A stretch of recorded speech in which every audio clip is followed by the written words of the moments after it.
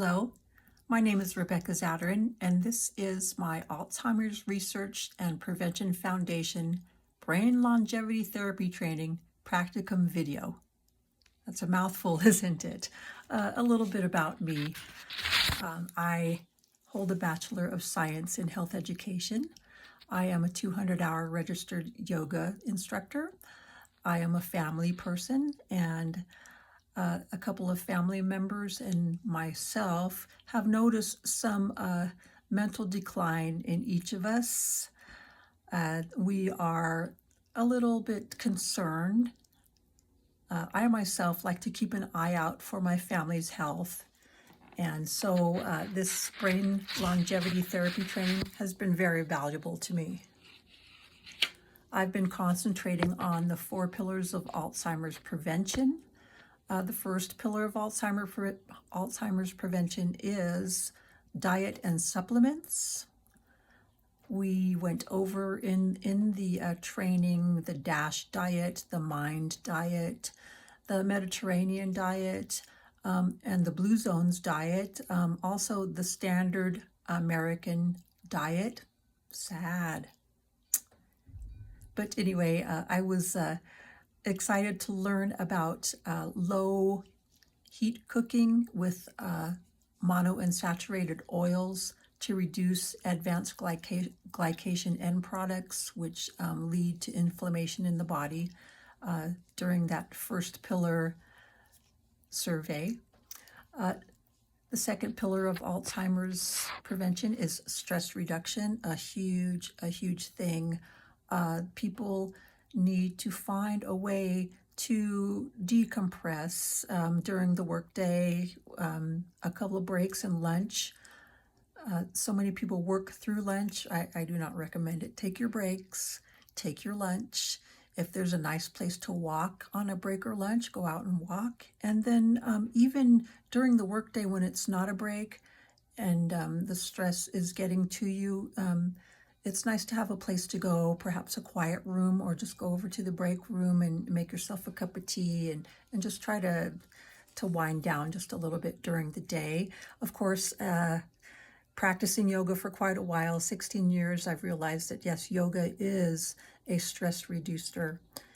Meditation is also a stress reducer, which leads into the next pillar of Alzheimer's prevention, pillar number 3, exercise, physical and mental. And I recommend yoga as a physical and a mental exercise. Some people say anaerobic versus aerobic, but do some weight training, do some walking. Also, while you're walking, notice everything out there. Oh, there's a butterfly. Oh, the neighbors are out working on their lawn, or the birds in the sky, clouds, wind, walking meditation, planning things, executing a plan, learning something new and applying that knowledge, maybe learning how to crochet, making a hat, or anything is mental exercise. Playing Monopoly with your grandkids, mental exercise. Also some fellowship going on there. Get together with people who like to do stuff. Maybe join a little hiking club to get your exercise, your stress reduction.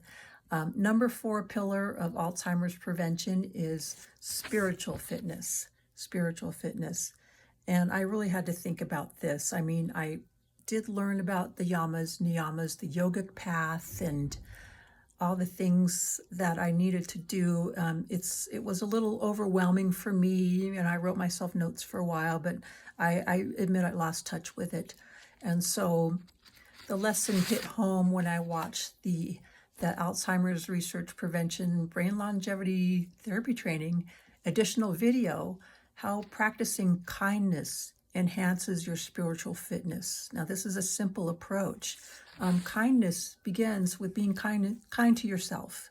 So I began by being kind to myself. I said, it's a process. You don't just learn yoga and philosophy and have it all up here. There's time to refresh. There's time to renew. And this was a refreshing and a renewing lesson for me.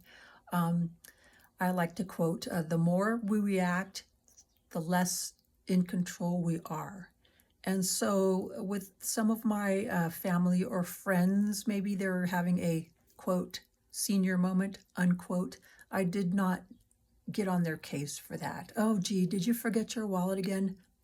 No, no, oh no, the plan was to meet today. Where are you?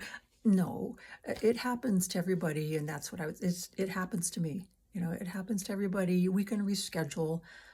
If you forgot what you were going to say, it's all right. I have time to wait for you to recollect that thought, and I'll give you more time. And so we learn to have a sense of humor about it, and the kindness goes both ways now.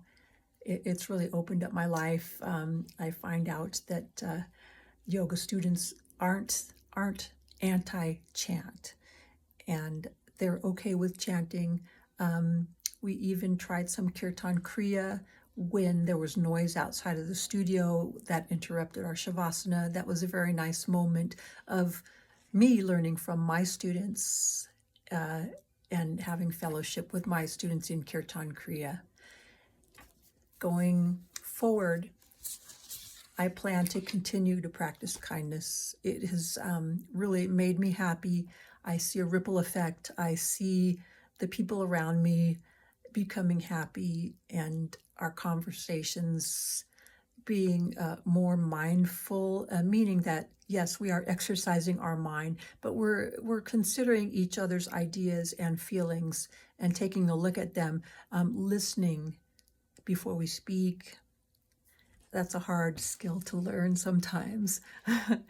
I will continue to study, practice, and share the 4 pillars of Alzheimer's prevention.